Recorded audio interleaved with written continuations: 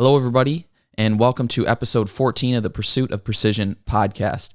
Today, we were so grateful to have the opportunity to interview Sam Marino, the owner of Marino Landscape of now 19 years. Started off the business when he was 15 years old. It was an incredible story to hear him start from absolute zero and scale to where he is today. It's incredible where he's at. You're not going to want to miss this episode. Let's head. Hello, everybody, and welcome to the Pursuit of Precision podcast. My name is Ryan Jaros, and over the next 12 months, I'm interviewing 50 of the most successful, intelligent, influential, and overall happy people that I can in order to hear their story and share with all of you what I learn along the way. So today, I want to thank you so much, Sam Marino, for being here with us today. Thank you for having me. We're super grateful that you made the time to be here and excited to learn all about your story. Absolutely, happy to. So, yes. Sam Marino has started a landscaping company called Marino's Landscape. Correct. And has been in business for 19 years. So if you don't mind, as I said before, you don't Yes. really share much online, and Yes. you made it really hard for me to do research on you. If you wouldn't mind, kind of set the stage for what things look like right now. If you want to share revenue numbers, you're more than welcome to. If you don't want to, that's totally fine. Sure. But kind of lay the landscape of like the size of the operation that you're running right now and Absolutely. what your day-to-day looks like. Yeah. Currently, we have about 75 full-time employees, and we run crews from, lawn mowing to landscape construction and everything in between. We have a facility in Washington Township that's about a 14,000 square foot building sits on about 7 acres, and we have our own nursery and holding area and stuff for plant material. We have, a full staff there 24/7 24/7 for the winter months, and we do full snow removal and stuff like that in the winter time. Cool. Currently the company does right around 6 to 7 million. And we've been working very hard at it over the past 19 years. So it's definitely something that you learn every day. There's no question there. You definitely, even today, you learn stuff every day. So. Yeah, 100%. What does your day-to-day look like? Where's your job? I'm sure that's much different than what it was like back in the day. I'm sure you were cutting lawns back in the day at some point. Of course, yes. So tell me what your day-to-day looks like. What's your role look like? Where are you at in the business right now? My position in the company has changed over time. Originally, like you said, I started off on the lawnmower and, so on and so forth. Now I have a great team of management that, is working with me that really they're the ones that are the forefront of, guiding the crews and, estimating the projects, running the jobs and stuff like that. I still get, very involved in it from time to time or specific jobs, but typically they are the ones that are running the projects and stuff like that. So my day-to-day is usually kind of making sure that everything is going smoothly from all the other ends of it, from the perspective of the jobs are quoted the right way. We're buying the material, the best material that we can at the best price we can. But as far as like day to day, I'm not necessarily the one out there on the job, setting up the job. And it's been a big challenge for myself to be, frank. It's been very hard because I really enjoy it. So it's funny because sometimes I'll say to my project managers, listen, you have to go there. I know this is what you have to do if there's a little issue. I said, but if I go there, I'll fall in love and I won't leave. I'll stay there and I'll, I won't let You'll be invested on the final product and how it comes out. And that's, it's a change though, from a business standpoint, because, before I was constantly the one kind of running, making sure that the wheel spins, where now I'm not quite in the same position. So it's a little bit of a learning curve. Yeah. Would you say that you've turned into kind of the math guy? Are you looking at? Yes, absolutely. And that can be boring at times, I'd imagine. Yes, it is. It's funny because sometimes I will be in my office doing something and I'll turn around and look and, 6 hours goes by and the smallest, littlest thing will come up in the field and I'll jump right on. I say, I'm going to go there right now. And they're like looking at me like, you got to go do this? Yeah. Yeah, because I like it. I want to, you know what I mean? It gets you out of that office. And yeah. So it's definitely a change though, trying to go from, the guy out there running the running the crews and making sure that, everybody's doing what they should be doing versus, like you said, being a math guy that, you step back and you start looking at the overall thing from the, the financial standpoint. Yeah, I'm sure the biggest thing is it's hard to stay passionate and excited about what you're doing because you're almost looking at it as just numbers on a sheet of paper, right? You're moving pieces around and it may make your business more profitable or it may help it grow.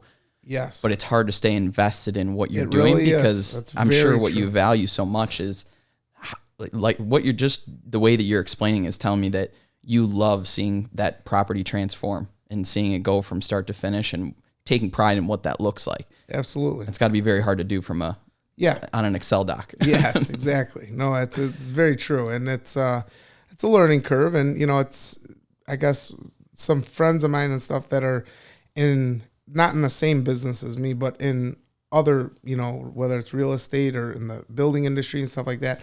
It's funny because a lot of my peers kind of their same roles have advanced in the same way, where the same guys that were, out there talking about, how much time it takes to do something and, while we're standing in the mud trying to figure it out are the same guys that are like sitting behind a computer trying to figure out, how does this make sense financially to, do this or do that? And, it's good. I think that's a really valuable point too for people to take home is they look at you being in business for 19, 20 years now. I mean, it seems like forever. It seems like a long time. You still feel like you're just getting started. Yes, exactly. But in the same vein, you still feel like a newbie at this point because you're transitioning into a new role in your business where you're probably figuring things out on the fly and don't have it all figured out. Correct. Because I think the impression from someone young that maybe doesn't have the experience or have been in and seen friends and people go through that in their career, they think you've got it all figured out. They think you just go into work, you're like, all right, I'm the boss. I'm going to sit back and my crews are going to do the work and I'm just going to watch the money come in. Yeah, no, definitely not. Definitely not. There's definitely a learning curve every day. I mean, and I learn stuff every day. It's really crazy how much you think, my industry is pretty relatively simple. Yeah. And now all of a sudden I start like learning stuff, and it's kind of funny because in the beginning when I started my business, we started off cutting grass, and then it blossomed into doing a little bit of landscaping and doing a little bit more of this and a little bit more of that. And now it's funny that I almost find myself like so intrigued when it comes to a relatively different type of an application or something that's not quite cut and dry, maybe a custom build or something that's really extravagant potentially. Yeah, and it's funny because I find myself very, very invested into those things, like time-wise, and I think a big part of it is because I like to learn new things, and I want to learn new things. There's all kinds of, and especially in the landscape industry, it's very vast. There's a ton of different pieces to, landscaping could be something as simple as... It's so generalized, yeah. Yeah, it could be something as simple as putting down fresh mulch and replacing some shrubs. But then on the flip side, I mean, there's, we did a big project out in Commerce last year where we were doing like this big, like, what is it, like a rain garden, essentially. Like entire parking lot, the water feeds into this area, and there's certain plants that are native and they grow and they aspirate the water and it drains, and the stuff that my guys were looking at the plan with me, and they're like, I said, there's gotta be all these different layers and levels. And, it was very intricate, but I just I took a huge liking to it because it was learning something. Yeah, it's not just going out, sending your guys to cut grass and leave, right? Exactly. It's something that you can get invested in emotionally. So that's really cool. I think that's cool that you're still just as excited about it now, but just maybe in a different way than you were when you started out. So, all right. Well, now that we've kind of set the stage for what things look like today, sure, I'd like you to take me back to those early days when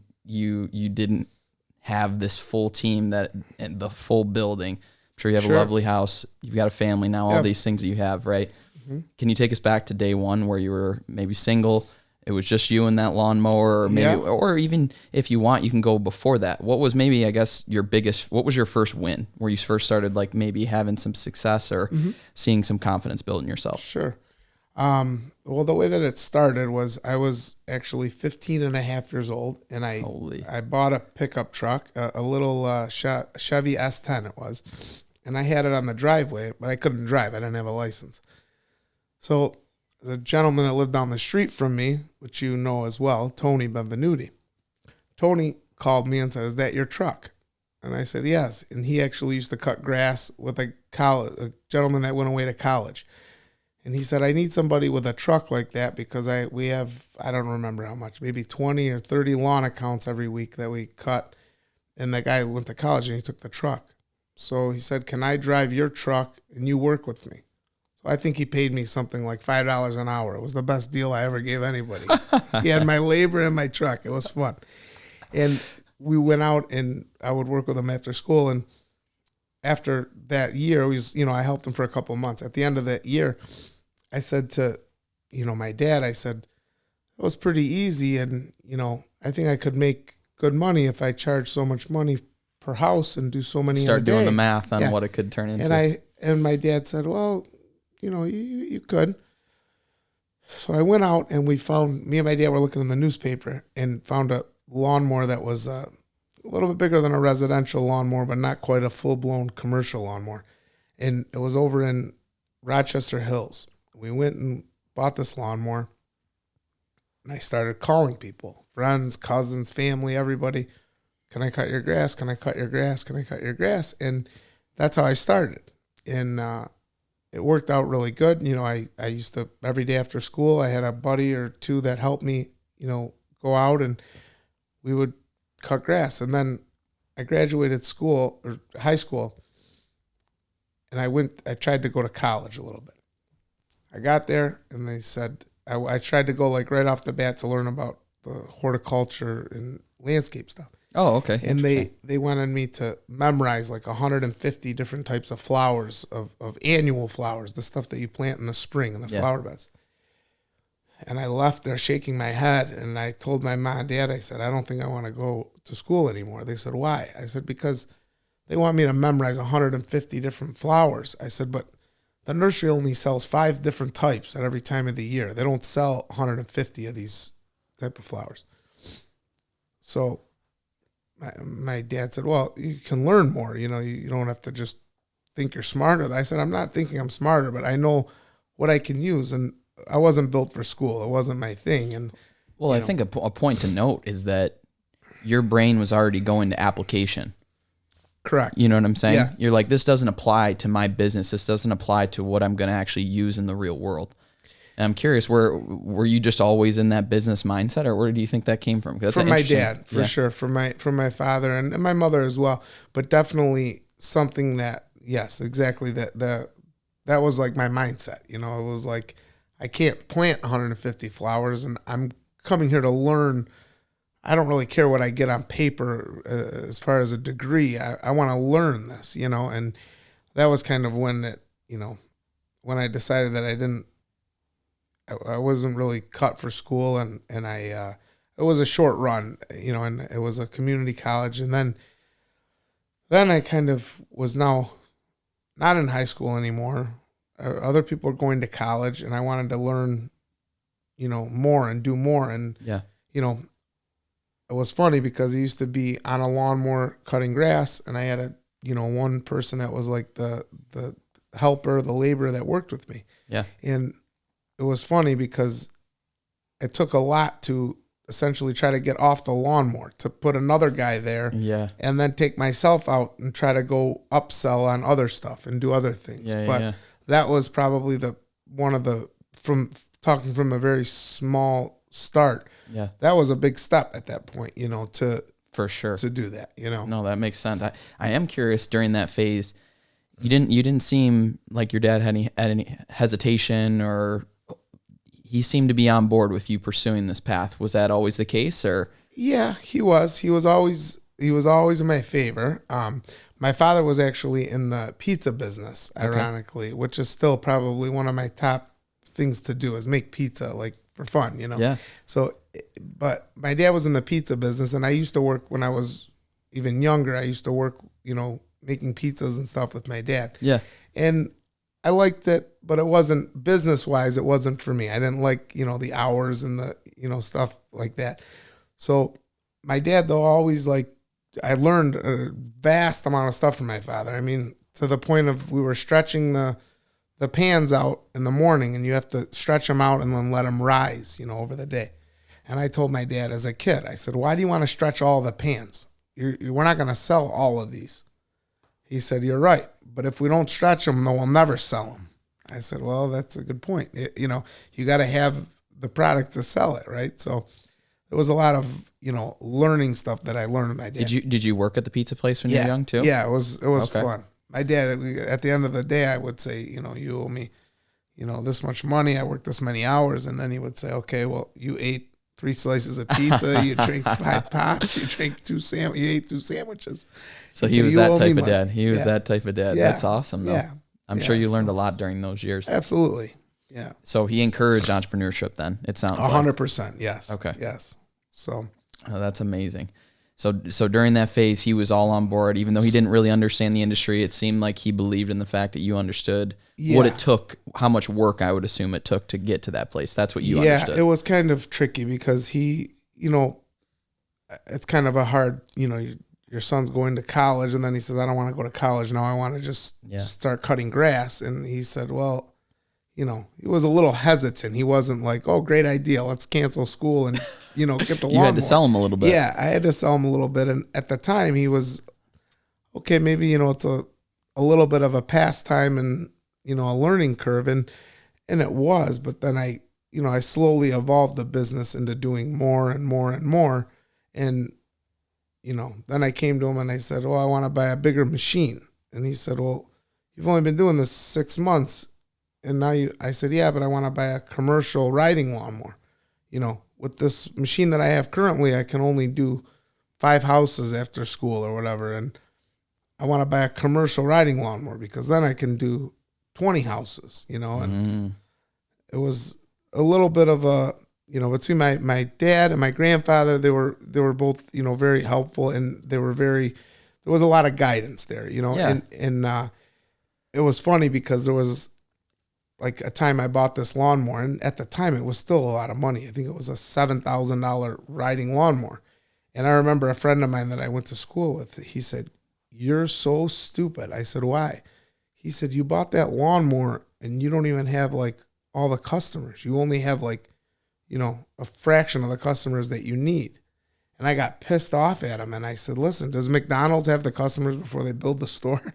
Yeah. And ironically enough, I mean, we're still very good friends today, the gentleman who I'm talking about, but that's a kind of a part of it. No, that's interesting. One thing I am curious about that I just picked up on, I mean, as you're continuing to talk, you always have had this forward mindset, it sounds like. What's next? How do I improve? How do I make this more efficient? Yes. With everything. I mean, we're just talking about the first 3-4 years, and you're not even a full grown adult at this point. You're 15, 16, 17. Yeah. You're always thinking about that. Did that come from your dad, or can you talk a little bit about how, first off, how you got that mindset, and second off, how valuable that can be for people watching at home?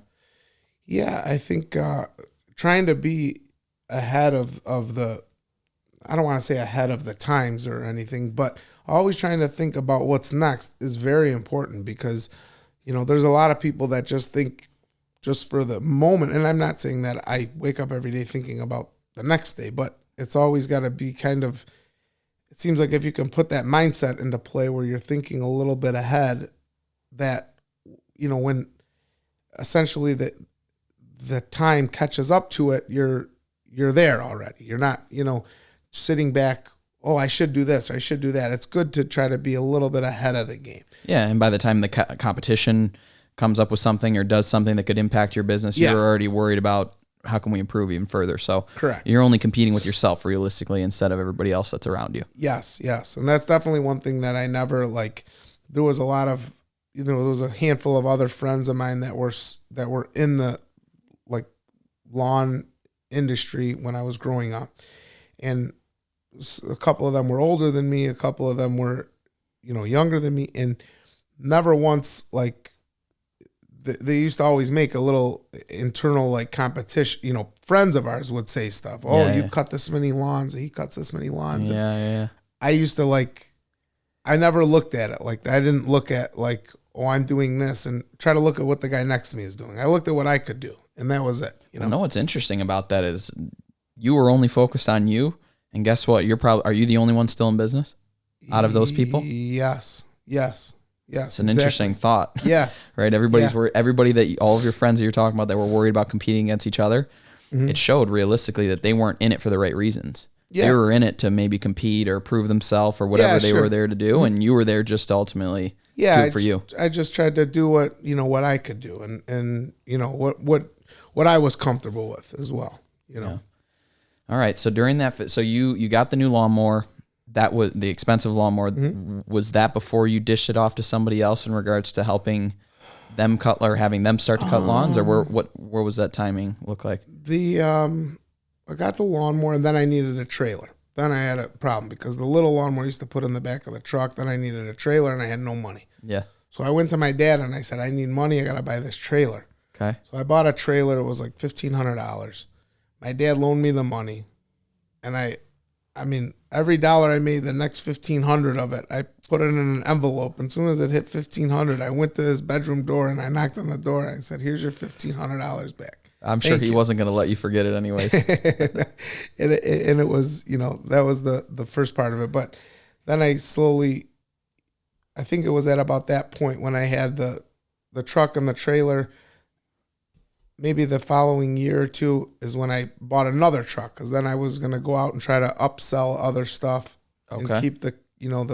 So you have the main you have the main operation. Correct. And then you were going to just be the sole guy that goes out and tries to upsell. And okay. So if I had 50 customers, I would go, I wouldn't necessarily go to every single one of them, but the ones that I knew really took pride in their home, the ones that really took care of their house, and that would be the ones willing to do something extra if it was needed.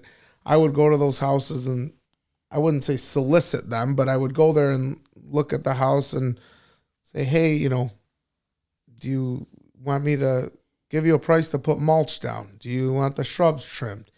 And it's amazing how, there's other people that were in that industry that said, "Well, if you just cut the grass, how are you, if the people just want you to cut the grass, you're not going to get them to do other things." Well, that's true, but if you bring it to people's attention and you show them like, "Man, the shrubs look really bad. We can trim them this Saturday." Okay, great. And I used to already have their trust. Yeah. That's the biggest thing is you're already in the door. You have their trust. People don't like going to 100 different people for 100 different things because then they got to trust 100 different people. You're right. You've already built that trust with that one person, and you can they'd rather keep it in-house with one. Yeah, absolutely. And it's, and I really respect those people a lot. Those customers of mine, those people that were there in the very beginning that gave me that opportunity, you know. Now today I look back and I said, are they crazy? Like if a 16-year-old kid came to my house and said, "Can I trim the shrubs?" I would you get scared. But they were, they were willing, and whether we did a good job or not, I still could. I think they respected the hustle is the biggest thing. Yeah, I think you're right. And I was wondering, this made me think about it while you were talking about ultimately cold calling them, knocking on their door and pretty much saying, "Hey, I know we already cut your lawn. We want to do this for you." What was your initial plan of action for getting customers? How did you get was it just word of mouth, or were you knocking doors, or how did you initially grow your clientele? The beginning of it was word of mouth. Okay. And then we used to put yard signs up, randomly throughout the neighborhoods and stuff like that. Yeah. And then when I got a little bit of the biggest thing, in the very, very beginning, the biggest thing was probably putting flyers on mailboxes. Yeah. So we'd, drive around and go, stick a flyer on the mailbox of a lot of people. And you get a lot of action that way.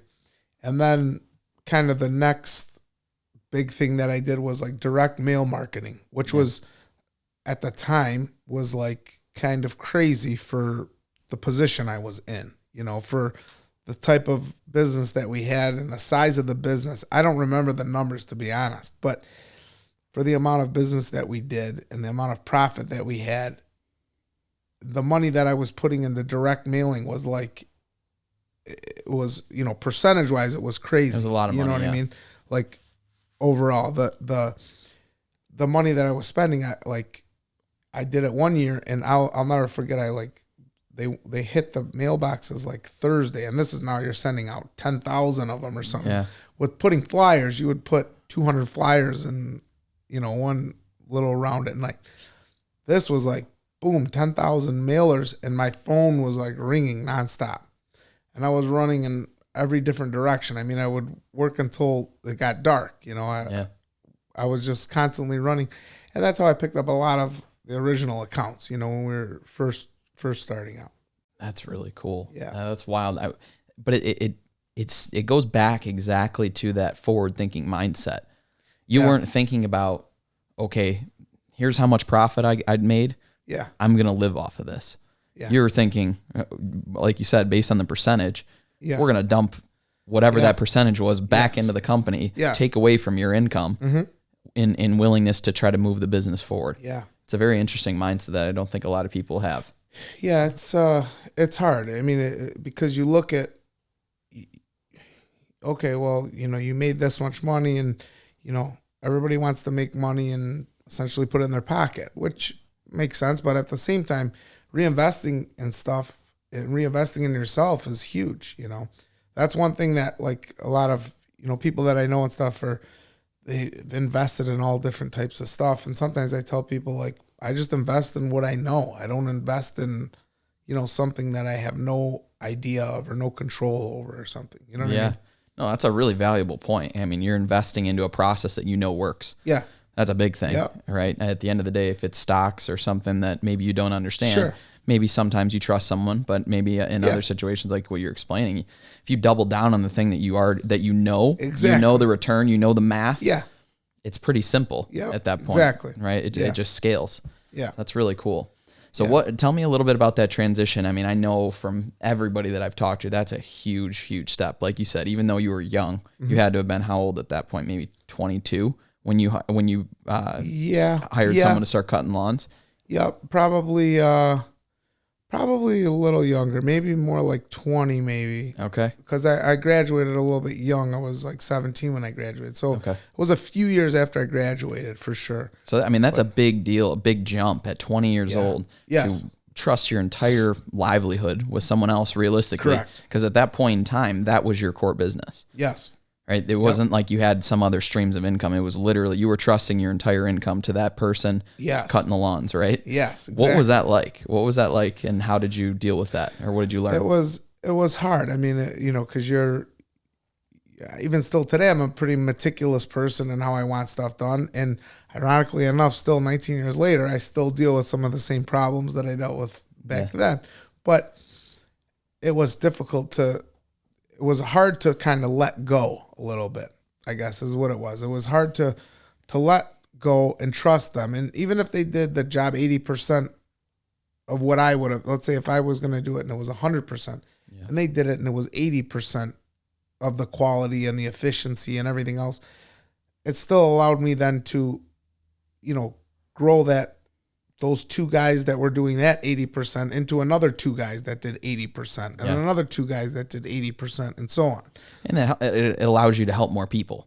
At the end of the day, you could do 100% your whole life and you're only ever going to be you. Yeah. So what are you going to have 10 customers your whole life? Exactly. You're right. You're absolutely right. That's a really valid reason to do it because you're then able to help more people. And at the end of the day, 80% for 99% of people is going to be more than sufficient quality. Yes, exactly.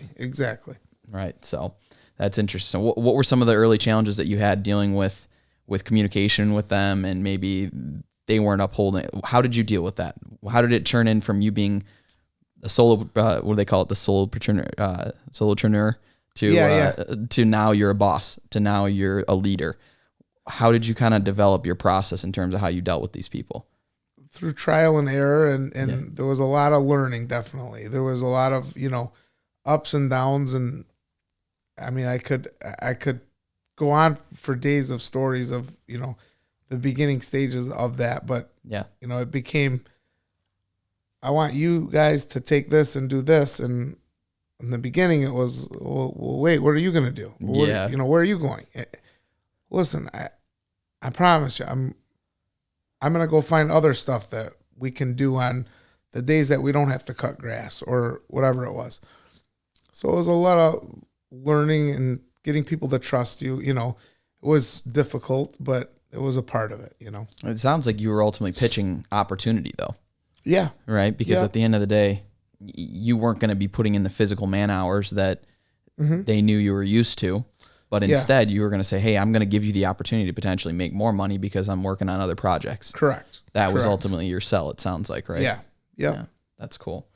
All right. So, during that, so you're now learning to upsell. And so you're talking to these people, you're just knocking on their door. How many times did you absolutely screw that up in the initial start where you just get to the front door? Oh, and yeah. Like, all the what time. What were those early conversations like? There was always tricky. You know, you go start talking to somebody and, well, give me a price to do this, and this. And, you know, you look at it, you're trying to be quick with numbers and try to give them, you know, if they're in front of you, it's a lot easier to sell them than if they're not. Yeah. So you look at it and, okay, it'll be, you know, $300 to trim the shrubs. And then you get done and you're there for, you know, 3 times as long as you thought you would. I was going to say, you always undersell yourself, I'm assuming, at the start. Yes, exactly. Yeah, there was very little times that I would do something and say, wow, this is great. This is exactly what, you know, I overquoted it. Yeah, exactly. That's interesting. Yeah. No, during that time, you're probably just undervaluing yourself. And there's just a ton of, I went to go do a job where you put decorative rocks inside the beds instead of like mulch. Yeah. And I measured it all and I said, okay, it's X amount of square footage, but you know, every curved bed I took and I made a square and I maximized the square footage on everything. So I said, okay, we need to order 15 yards of this stone. And we got done and we used like 5 yards of the stone. So there was 10 yards of, not to mention it was expensive stone, sitting in the street, and we were all done spreading it. And the friend of mine who was working for me at the time, he called me and he said, we're all done. And there's still a ton of stone here. I said, no, I measured it all. It can't be. Well, I didn't really account for, you know, there's shrubs in the beds. You should subtract that square footage. And, you know, if the bed's a circle, it's not the same as if it's a square. Long story short, it was like a nightmare. I said, well, now you got to go sell another job to somebody else. I got to go, hey, do you like these rocks? Yeah. So little stuff like that, you know, but that might be the last time I ever overestimated stone. That was definitely a hard one. That's funny. I want to hear a little bit about, because I just think that this is something that's super common with especially early business owners, is they undervalue themselves and their business because they want to keep it cheap. They want to make it affordable. They want to, what are the benefits that you found when you transitioned to starting to be confident in the value that you provide for people and charging what you're really worth? Because I think so many people almost drive themselves into the ground because they undervalue what they do. Yeah. Yeah. What did you learn when you started valuing, or maybe charging more so, what you knew you were worth? One of the things was really to try to account for, like, especially when you're out there in the field doing the work, or, you know, people not necessarily accounting for their own time. Yeah. You know, that was a hard thing. And that's something that my father used to teach me is, you know, when I was younger, you can't, if you're supposed to charge whatever the rate is, your hourly charge, let's say, and you're out there and there's you and 2 guys and it takes you, you know, 5 hours. Well, that's not 10 man hours. You have to look at that, put it in your head right now that it's 15 because you worked with them. That was your time.